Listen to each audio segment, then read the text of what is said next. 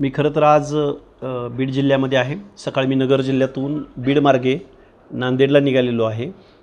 लातूरला ही बैठक आहे। महाराष्ट्रामधील अर्ध्याहून जास्त लोकसंख्या असलेल्या ओबीसी आणि भटक्या विमुक्त जाती जमातीच्या हक्क आणि अधिकाराची लढाई महाराष्ट्रभरामधून शेकडो कॉल तरुणांचे येत आहेत की आपलंसुद्धा आंदोलन उभं राहिलं पाहिजे। तुम्ही जे म्हणताय त्याची तारीख डिक्लेअर करा आणि रोडमॅप डिक्लेअर करा, अशा पद्धतीचे फोन कॉल्स पूर्ण महाराष्ट्रामधून येत आहेत। खऱ्या अर्थानं आपणही मुंबईला जायचं असा तरुणांचा आग्रह आहे, परंतु ओबीसी भटक्या विमुक्त जाती जमातीतील सगळ्या तरुणांना माझी विनंती आहे की कोणी मुंबईला निघालं म्हणून आपण मुंबईला जायचं का, हा तर खरा मोठा प्रश्न आहे। आपण मुंबईला जाण्यापेक्षा आपण महाराष्ट्रामधल्या जे शोषित आहेत, वंचित आहेत, संघटित नाही आहेत, अशा लोकांच्या वेगवेगळ्या भागामध्ये, वेगवेगळ्या तालुक्यांमध्ये, वेगवेगळ्या झडपी गटामध्ये आपण जायचं आणि जी लोकं आपल्या प्रश्नावर आज बोलायला तयार नाहीत त्या लोकांना आपण इथून पुढच्या कालावधीमध्ये एक प्रोग्राम द्यायचा, त्यांना प्रश्न विचारायचा।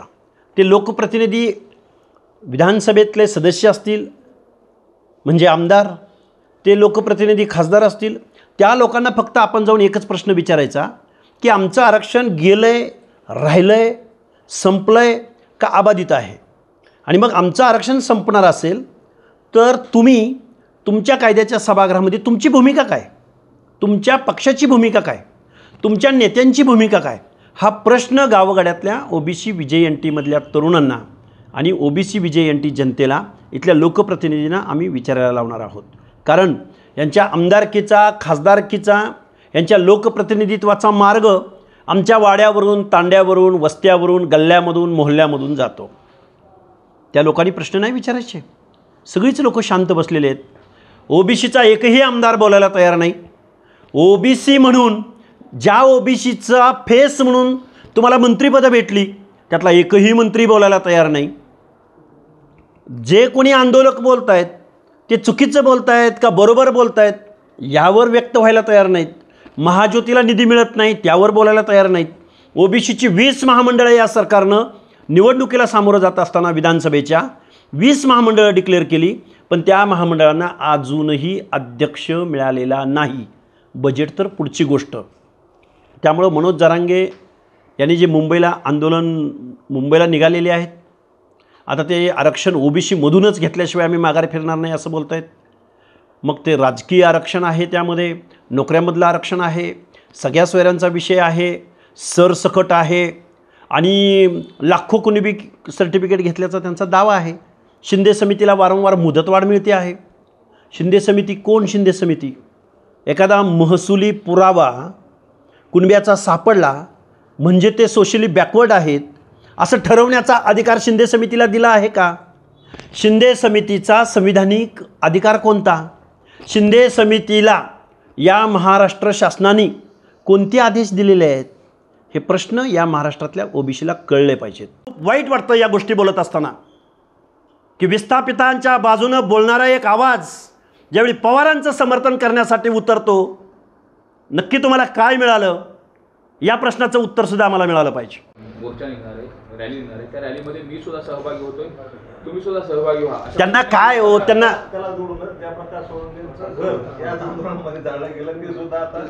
हे बघा, त्या कोण क्षीरसागर आमदार आहेत ना, संदीप क्षीरसागर, काय माहिती हो बिचारायला सोशल जस्टिस? अरे कोण, कुठले ओबीसी नेते? अरे ओबीसीचं आरक्षण चाललंय आणि ओबीसीच्या प्रश्नावर तुम्ही बोलत नाही। कुठले ओबीसीचे नेते आणि कुणी ठरवलं यांना ओबीसीचा नेता? काय कळतं यांना सोशल जस्टिस? काय कळतो सांगा ना। विमुक्त या शब्दाचा अर्थ मला संदीप क्षीरसागरांनी सांगायचा। विमुक्त म्हणजे काय? विमुक्त जाती जमाती असं जे म्हटलं जातं, या विमुक्त या शब्दाचा अर्थ त्यांनी मला समजावून सांगायचा। आता मी बोलल्यावर कुठून काढतील डिक्शनरीतून, कुणाला तर विचारतील, पण विमुक्त या शब्दाची मुक्ती होण्यासाठी तुमच्याकडे काय प्रोग्राम आहे? आणि कुठले ओबीसीचे नेते रे तुम्ही? काय अधिकार आहे तुम्हाला ओबीसी मतासाठी? ओबीसी नेते तुम्ही? अजिबात नाही। ओबीसीच्या प्रश्नावर बोला। जरांगेला पाठिंबा देऊन ओबीसीचे नेते तुम्ही होता कसे बरं? नागपूरवरून मंडल यात्रा काढून तुम्ही जरांगेला पाठिंबा देता? हा डुप्लिकेटपणा आहे, निव्वळ डुप्लिकेटपणा. त्यामुळे सत्ताधारी असो की विरोधक असो, प्रत्येकाला ओबीसी बांधव जाब विचारेल. हे बघा, जरांगेंचा पॉलिटिकल अजेंडा आहे. मी महाराष्ट्रात नेहमी सांगत आलो आहे, महादेव जानकरांचा पराभव कुणी केला, खैरेंचा पराभव कुणी केला, पंकजा मुंडेंचा पराभव कुणी केला, हे आम्ही सांगत आलो आहे ना महाराष्ट्रामध्ये. आणि त्यांचा पॉलिटिकल अजेंडा होता. आणि आत्तासुद्धा पंचायत राजच्या निवडणुका डोळ्यासमोर ठेवूनच ते मुंबईला निघालेले आहेत. मुंबईचं ट्रॅफिक जाम करून, मुंबईची कायदा सुव्यवस्था विस्कळीत करून, बिघडवून काय मिळणार आहे त्यांना? त्यांना काय कळतं आरक्षणामधलं? मी नेहमी सांगतोय, काय कळतं जरांगेंना आरक्षणामधलं? शासन काय निर्णय देतं, कुठला GR तुमच्या हातात देतं, त्या GRचं पुढं काय झालं ह्याचं काय सांगता येईल का जरांगे पाटलांना? मला वाटतंय 4 चांगल्या माणसांनी पुढं आलं पाहिजे. कधीच ओबीसी आणि मराठा असा वाद महाराष्ट्राच्या भूमीमध्ये नव्हता. त्या वादाचं मूळ शरदचंद्रजी पवारांच्या सांगण्यावरनं जरांगे नावाचं हे मूळ महाराष्ट्राच्या मानगुटीवर बसलं आहे आणि महाराष्ट्राचा भाईचारा बिघडला आहे. आंदोलन कधीपासून कसं सुरू होईल? हे बघा, आम्ही निश्चित महाराष्ट्रामध्ये ओबीसीची संघर्ष यात्रा निघेल, पण आम्ही मुंबईमध्ये जाऊन ट्रॅफिक जाम करणार नाही आहोत, काउंटर आंदोलन देणार नाही आहोत. आम्ही महाराष्ट्रातल्या प्रत्येक जिल्ह्यामध्ये जाऊ. आमचा पहिला टप्पा पूर्णही झालेला आहे. येऊ घातलेल्या 2-4 दिवसामध्ये आम्ही आंदोलनाची दिशा निश्चित करणार आहोत. आणि गावगाड्यातल्या 18 पगड जातीला बरोबर घेऊन, व्यवस्थेला चॅलेंज करून नव्हे, आम्ही संविधान मानणारे आहोत. मंडल आयोग दिन ज्या दिवशी साजरा झाला महाराष्ट्रामध्ये 7 ऑगस्टला, त्या दिवशी जरांगेंनी ह्या मंडल आयोग कधी साजरा झाला, कुणी साजरा केला, का साजरा केला गेला, त्याला माहीत आहे का? जे आरक्षण मागायला निघालेत ना ते कुणी लागू केलं? त्या दिवशी हे काय करत होते? त्यामुळं हे आरक्षण मागणं वगैरे हा फार्स आहे. आरक्षण संपवणं हा त्यांचा डाव आहे. आणि या डावापासून महाराष्ट्रातल्या अर्ध्या ओबीसी लोकसंख्या असणाऱ्या बांधवांनी जागं झालं पाहिजे. त्यांना आरक्षणाचं पडलं नाही. तुमचं आरक्षण संपवणं, गावगाड्यामधल्या सरपंच पदापासून महापौर पदापर्यंत हे आरक्षण गिळंकृत करण्याचा डाव फुले शाहू आंबेडकरांच्या महाराष्ट्रात घातला जातोय. तेव्हा सावध. त्यांना काय इशारा असेल? आता शेवटी सगळं तुम्ही सुद्धा रस्त्यावरची लढाई सुरू करणार आहेत, मग सरकार ज्या भूमिका घेत आहे त्या भूमिकेच्या अनुषंगाने काय इशारा? माझं गव्हर्नमेंटला, महाराष्ट्राच्या मुख्यमंत्र्यांना, 2 उपमुख्यमंत्र्यांना, 2 उपमुख्यमंत्र्यांना आणि महाराष्ट्राचे विरोधी पक्षनेते राहुल गांधी म्हणतात जातनिहाय जनगणना झाली पाहिजे. राहुल गांधी म्हणतात ओबीसीला आम्ही गेल्या 20 वर्षात समजून घेतलो नाही, चूक झाली. त्याच महाराष्ट्रामध्ये या महाराष्ट्रातल्या काँग्रेस नेत्यांचा ओबीसी बाबतची काय भूमिका आहे? जरांगेंना लेखी पत्र देणारे जालन्याचे खासदार, या महाराष्ट्रामध्ये जरांगेंना रसद पुरवणारे, फ्युएल पुरवणारे, जरांगेचं आंदोलन मोठे करणारे राजेश टोपे काल कुठल्या अधिकारानं त्या मंडल यात्रेत सामील झाले? तुम्ही पडला म्हणून तुम्हाला ओबीसी आठवला? कशामुळं? काय आहे बीडच्या खासदारांची भूमिका? त्या मंडल यात्रेत सामील व्हा आणि बोला की ओबीसीच्या हक्क अधिकाराला धक्का लागता कामा नये. करावं बजरंग सोनवणेंनी जाहीर, राजेश टोपेंनी जाहीर करावं. तुम्ही मनोज जरांगेच्या तर बाजूला राहा, नाही तर ओबीसीच्या तर बाजूला राहा. तुम्ही कसं काय दोन्ही बाजूला राहता राहो? लेखी पत्र देणारे तुम्ही जरांगेंच्या आंदोलनाला जाऊन, आणि आज तुम्ही मंडल यात्रा काढताय. मला वाटतं हे ओबीसीच्या तरुणांना अतिशय चांगल्या पद्धतीनं कळून चुकलेलं आहे. या महाराष्ट्रातल्या प्रत्येक पुढाऱ्याला, राजकारण्याला, पक्षाला आमचा ओबीसी बांधव जाब विचारेल. अंजली दमाने यांनी दावा केला, त्यांनी त्या कायम दावाच करत असतात. न्यायव्यवस्थेनं काय उत्तर दिलं आहे किंवा कोर्टामध्ये काय उत्तर आलं आहे त्याचं काय असेल तर मी त्याच्यावरती बोलेन. दमानी यांचा काय रोजचा व्यवसाय आहे, त्या बोलत राहतील. त्या अनेक प्रकरणं असतात, त्या प्रकरणांचं पुढं जाऊन काय होतं? जलसिंचन घोटाळा तुम्ही बघितला आहे महाराष्ट्रामध्ये, त्याचं काय झालं शेवटाला? ह्याचं उत्तर त्या आजही देऊ शकलेल्या नाहीत. त्यामुळे त्या काय बोलल्या? ह्या कोण आहेत अंजलीताई दमानिया? कुठल्या कोर्टाच्या काही जज वगैरे आहेत का? असं काही जजमेंट वगैरे आलं आहे का? त्यामुळं त्यांचा प्रोग्राम आहे, त्या करत राहतील. त्याच्यावर बोलण्यापेक्षा कोर्टातनं काय आलं असेल तर सांगा, मी त्याच्यावरती बोलेन.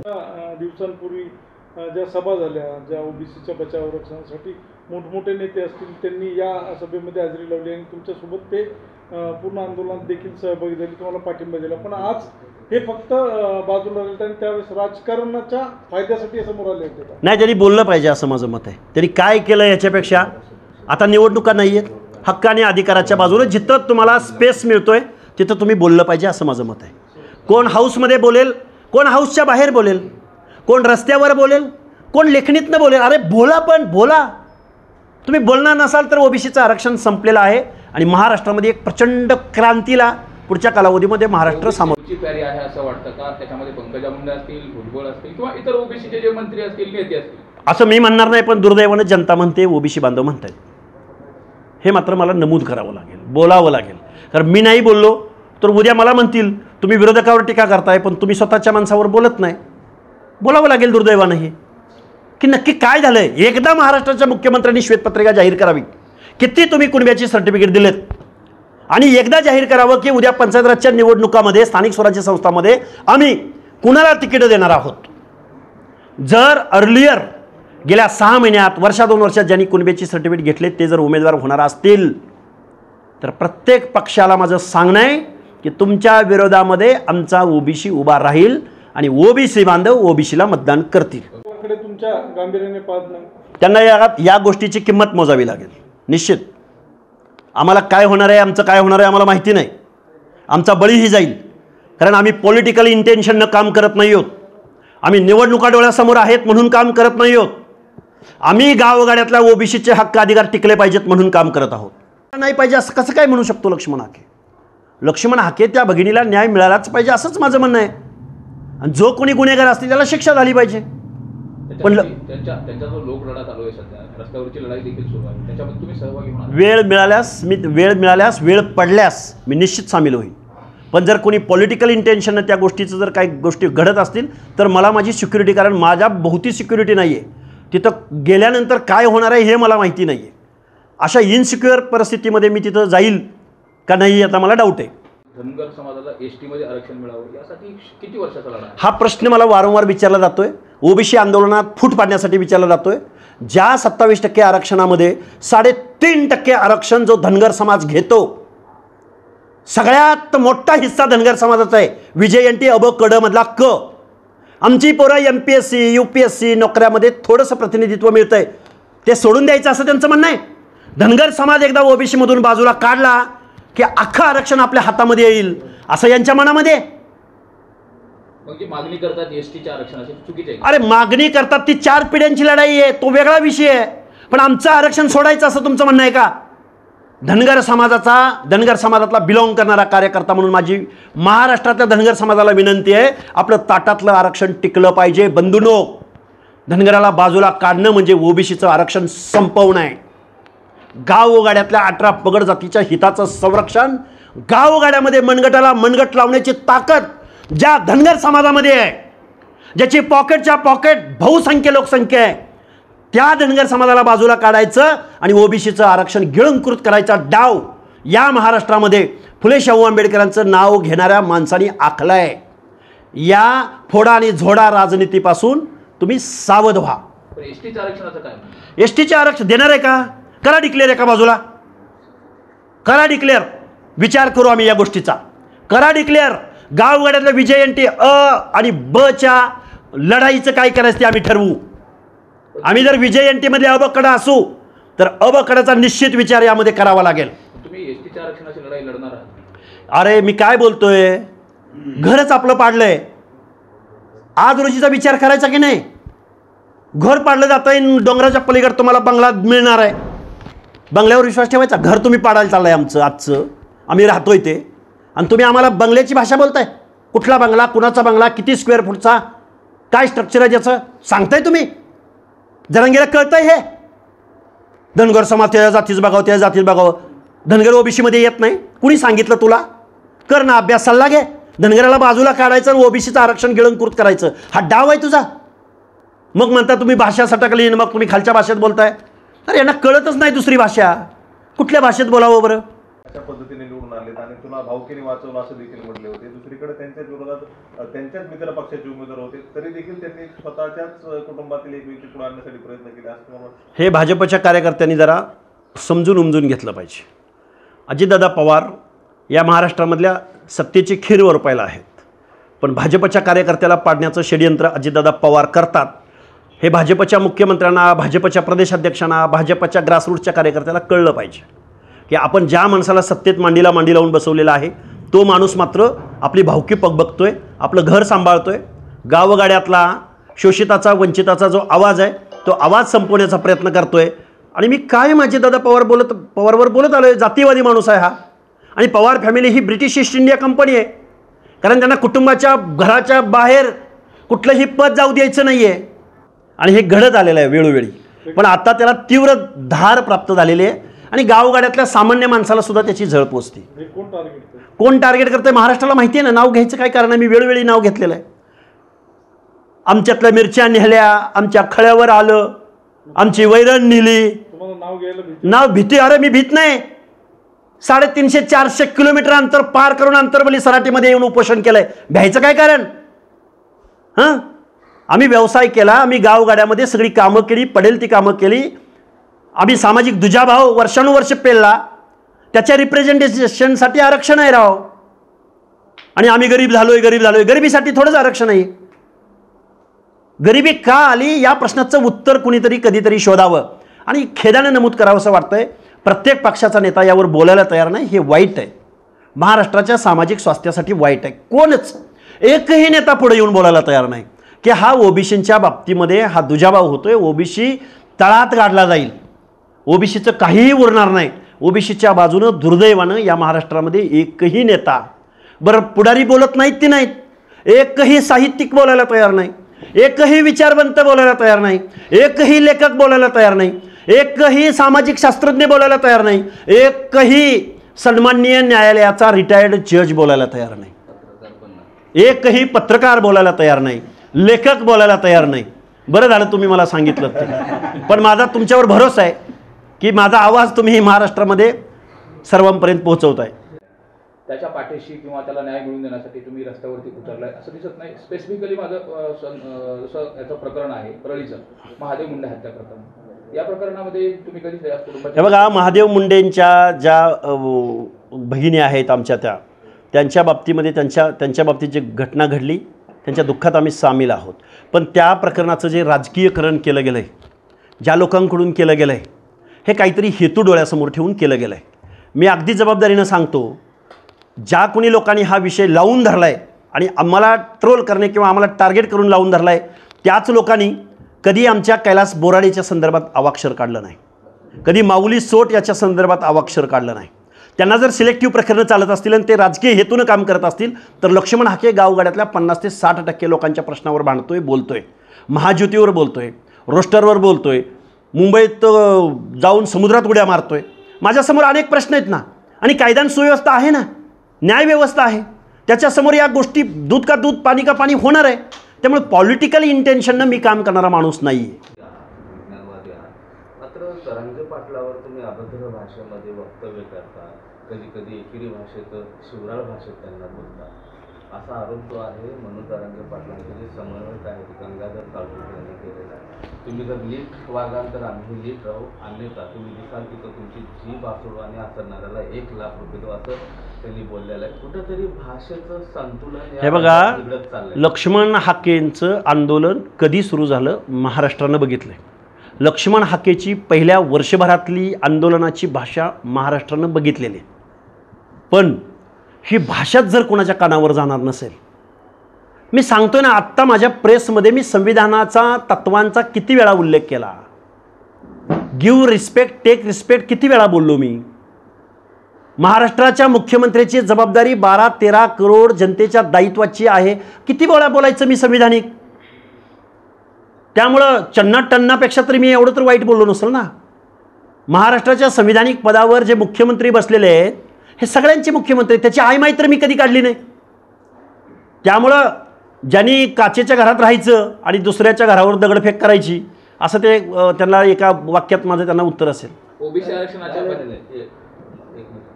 मात्र ज्या पद्धतीनं ही भाषा युद्ध चालू आहे हे कुठंतरी थांबलं पाहिजे का?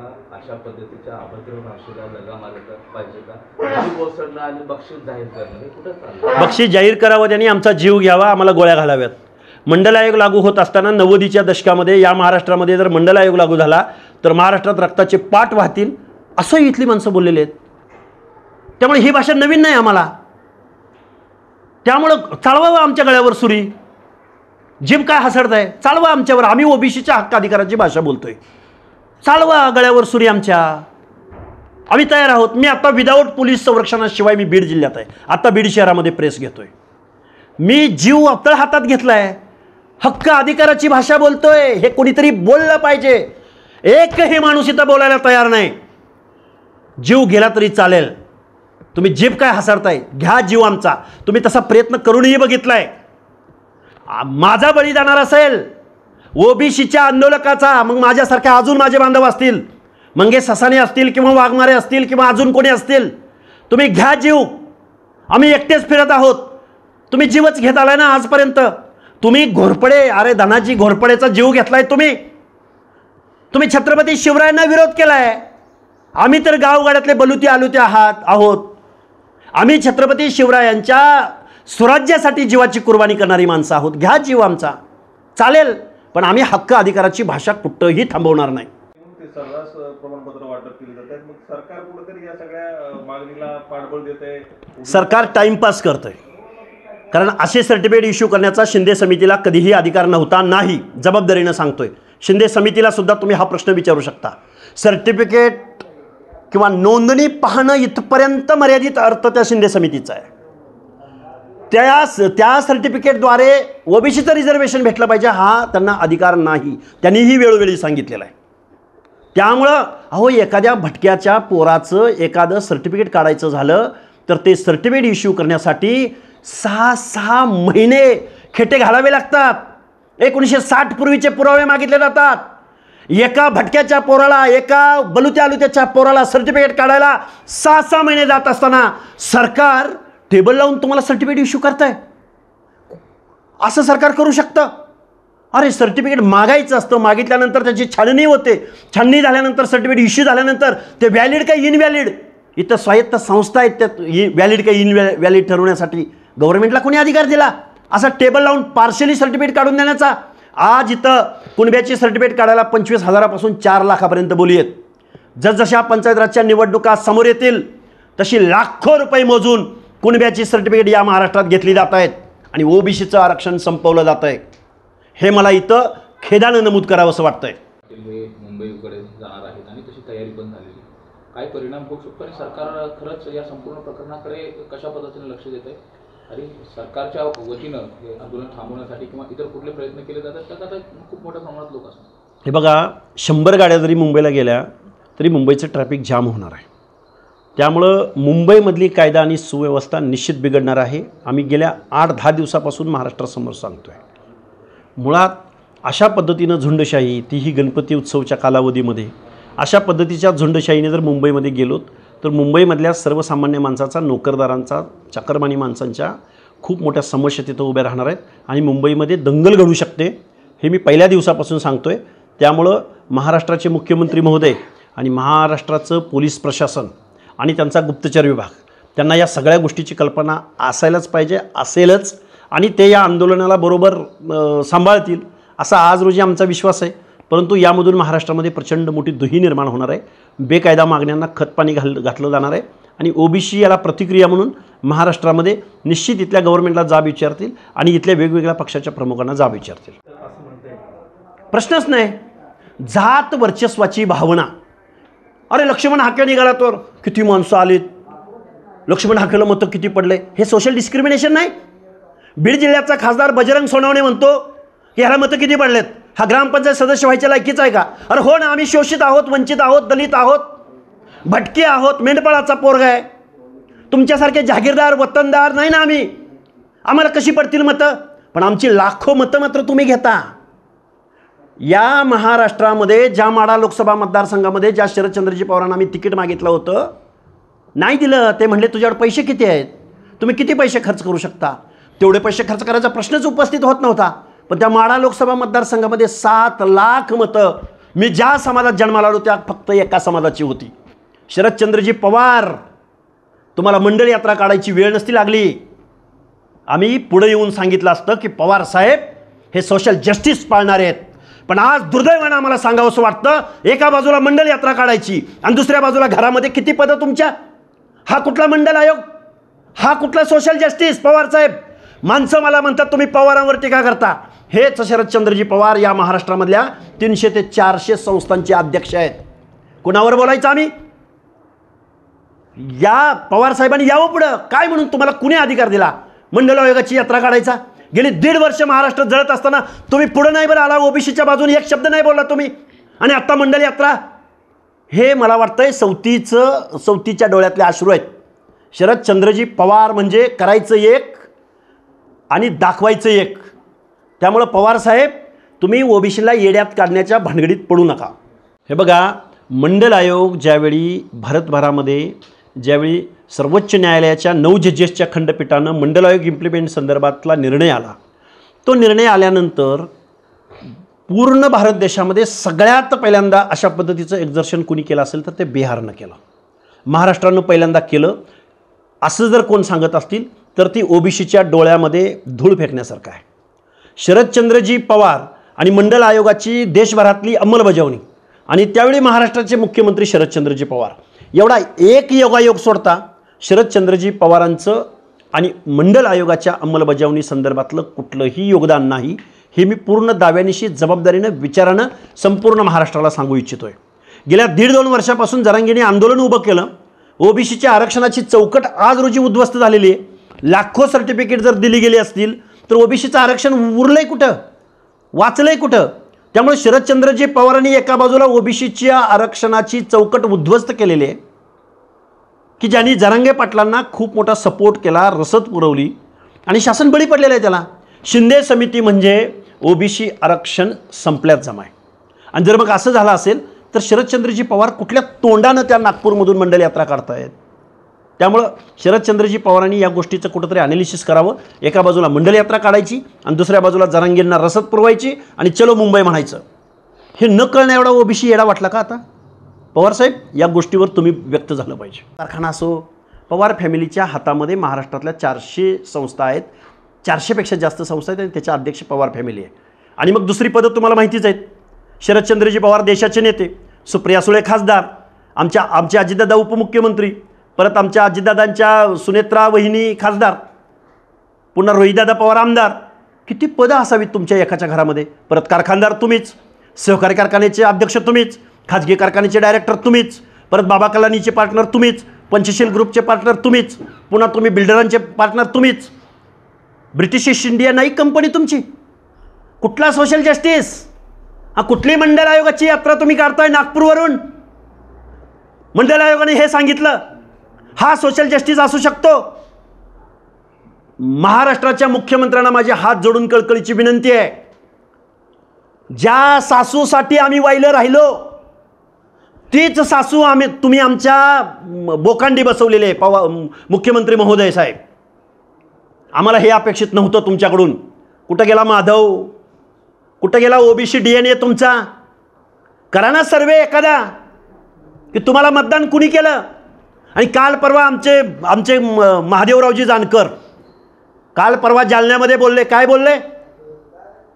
आंब्याच्या झाडाला काय, आंबे असतील त्या झाडाला हे मारलं जातं, आणि म्हणे मी काय पालकमंत्री, काय राजेश टोपेंना जालना जिल्ह्याचा पालकमंत्री करणार. जानकर साहेब, तुम्ही आमचे गुरु आहात. खरं तर खूप ठरवलं आम्ही तुमच्यावर बोलायचं नाही म्हणून. मग काय पंकजा मुंडेंचं पालकमंत्रीपद काढून घेणार का? तुमचा पराभव कुणी केला? एवढं विसरताय 8-10 दिवसात? तुम्ही राजकीय नेते आहात, तुमची सकाळी एक भूमिका असू शकते, दुपारी एक असू शकते, संध्याकाळी एक असू शकते. तुम्हाला शुभेच्छा.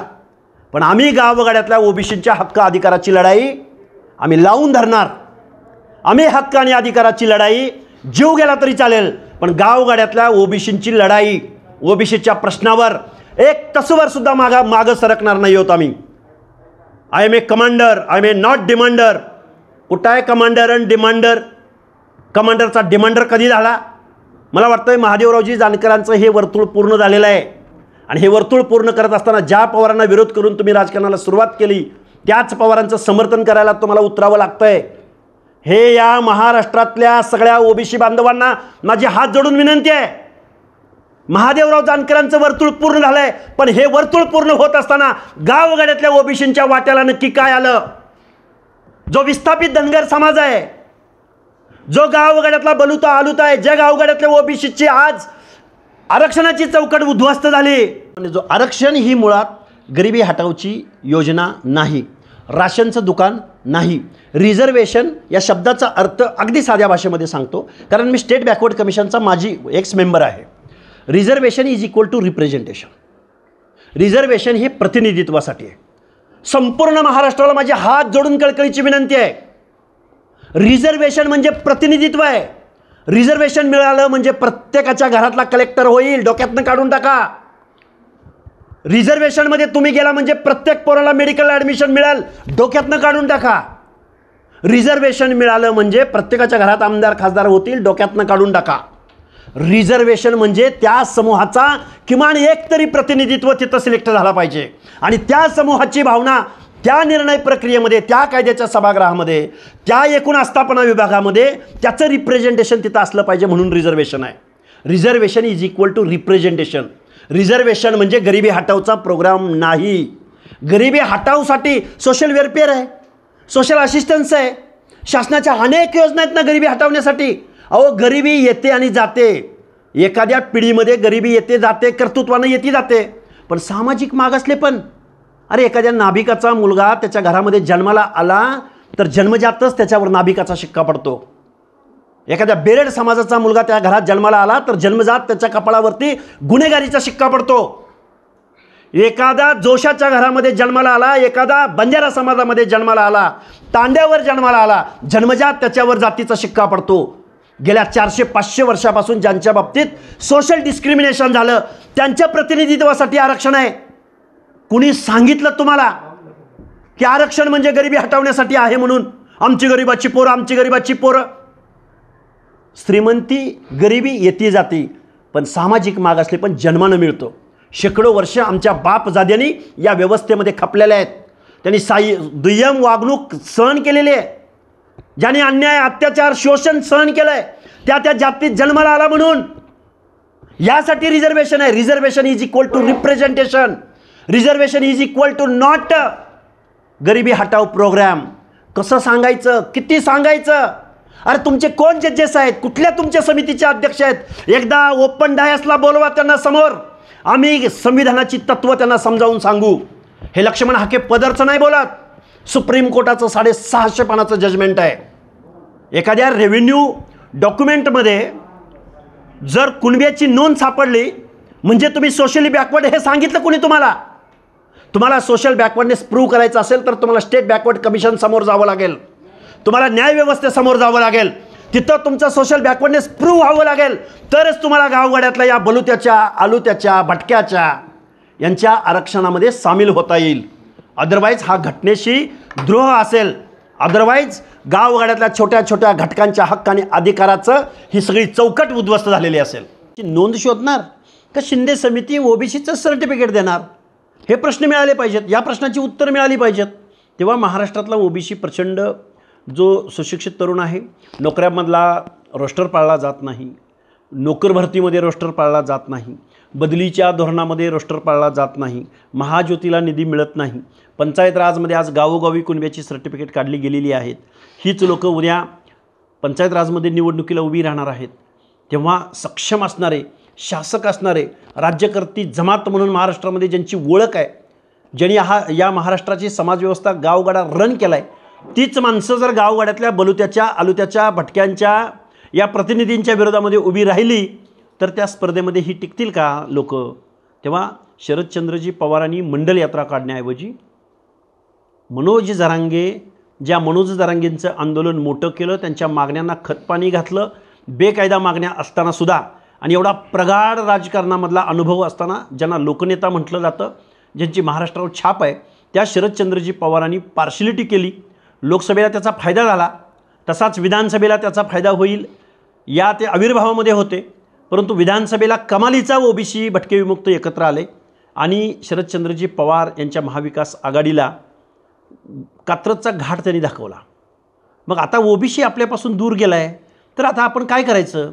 एका बाजूला जरांगेला तू चल मुंबईला म्हणायचं आणि दुसऱ्या बाजूला ओबीसींना म्हणायचं चला नागपूरमधून तुम्ही मंडल यात्रा काढा.